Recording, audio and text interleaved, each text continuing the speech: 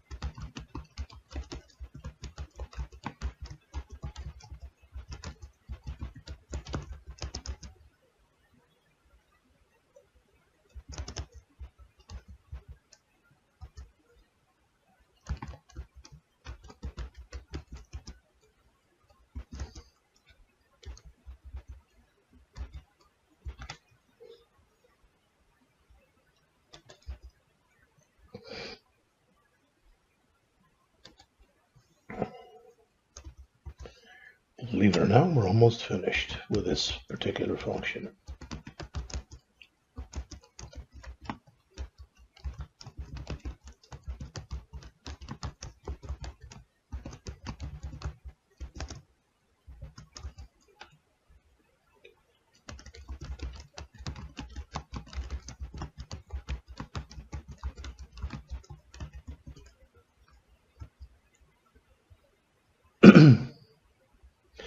We want this, when we start, we want it to be hidden. And we want the isManaged to be false, and that'll remove it from the layout calculation, so it won't take up any space while it's hidden.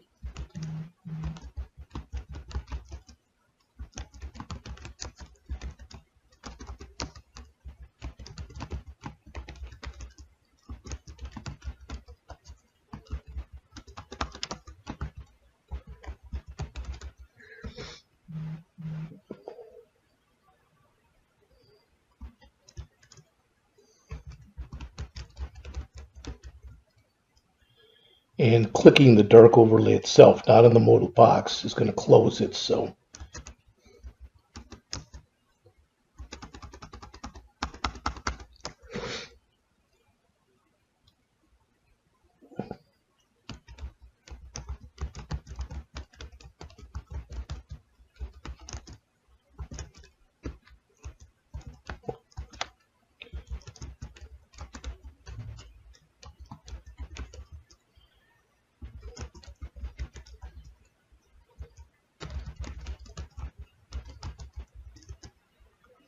okay, and finally we want to return the stack.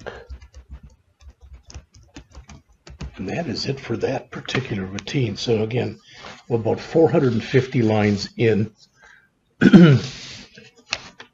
I'm putting in a lot of the comments, but not every one that I had in here. So let's do that spacer thing next that we already had called.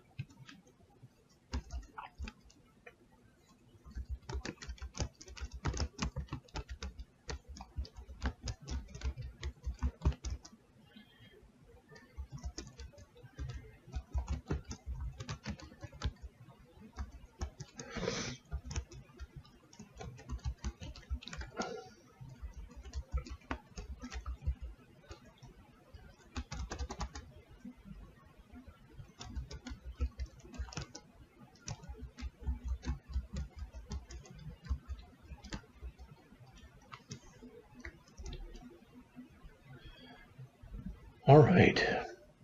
Now let's do some of our handlers.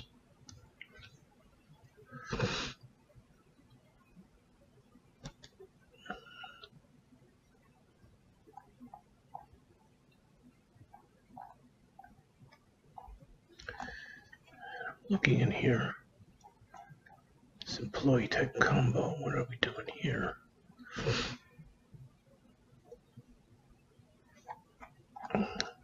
Well, we're going to find out. Believe it or not, while I was waiting for these videos to produce, I went in and started cleaning up the other files. And I think I even mentioned this before, but I still had some words where I used local instead of locale. And I had the curly brace in the wrong place. So I believe, at least, there's no errors in the hourly calculator .kt file, the pieceworker calculator.kt file, the commission.kt file, the salary.kt file, the payroll state.kt file, and the validation.kt file. So this is the only one. So my hope is, after I get this working, that that'll be it, and it'll run, and we'll take a look, so hopefully soon.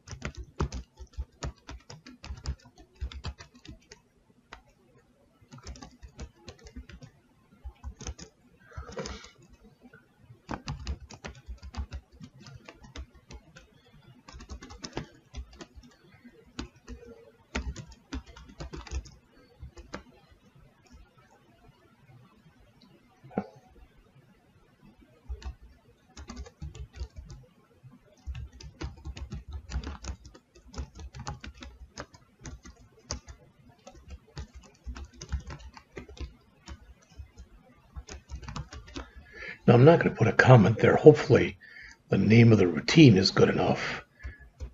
Hide all field sets that you realize what we're doing. So, show errors. Well, we want to show validation errors to the user.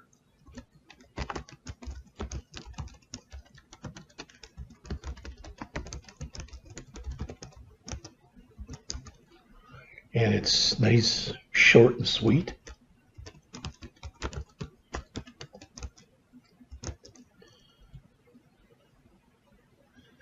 I've been using MSG here instead of message, so let's be consistent.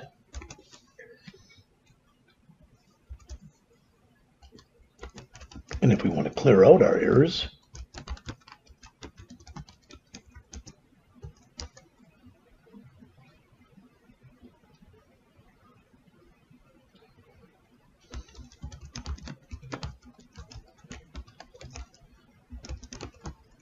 okay. All right. Let's see where I am time-wise. All right, I'm good. Okay, this next one is going to be called whenever the employee type drop-down changes.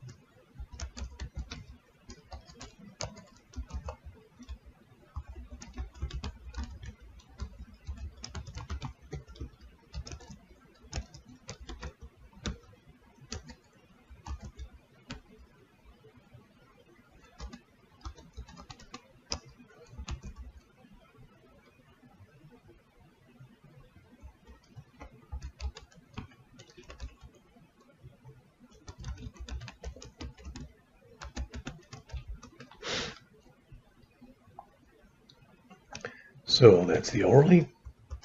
Let's cheat a little bit here. We'll copy and then copy and then changes. Oops.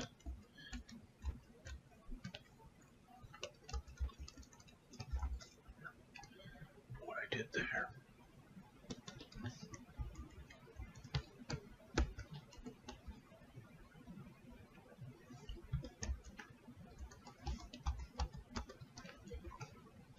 Okay.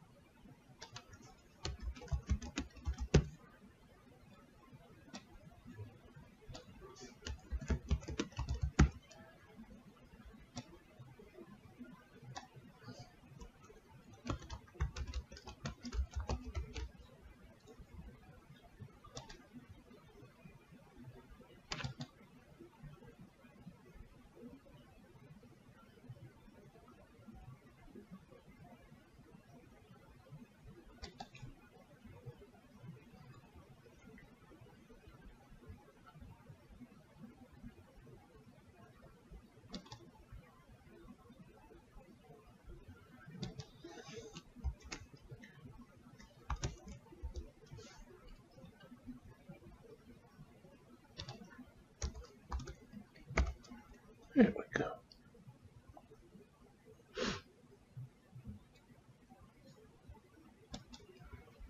Finally, we need our salaried.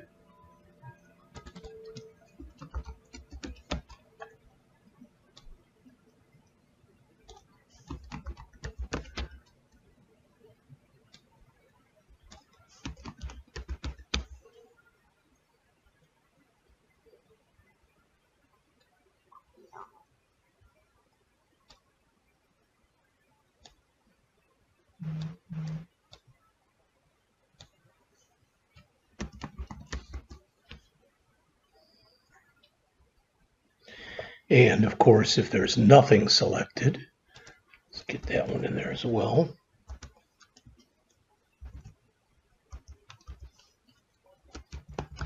We'll just return. All right, that's it for that one.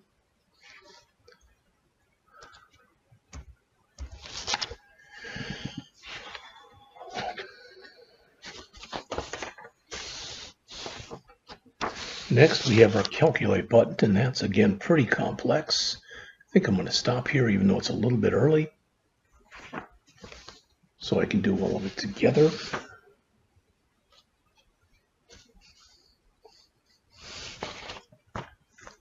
But before we do that, why don't we'll put a comment in here. We want to, number one, make sure an employee type has been chosen. Next, we want to validate every associated input field for that type. So for instance, if it's an hourly employee, we want to validate hours worked and hourly rate type of thing. Next, if all are valid, run the associated calculator.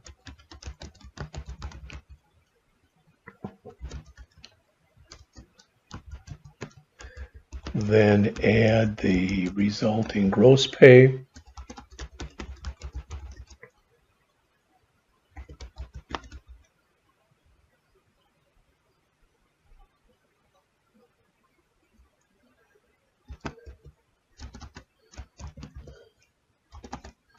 That was right. To the running accumulators, to the associated accumulator,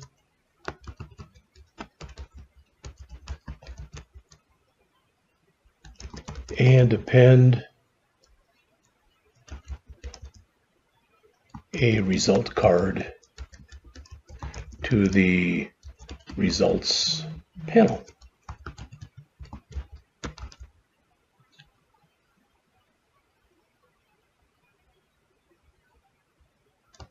So private fun on calculate. So that's what we'll be doing next. Okay, see you soon.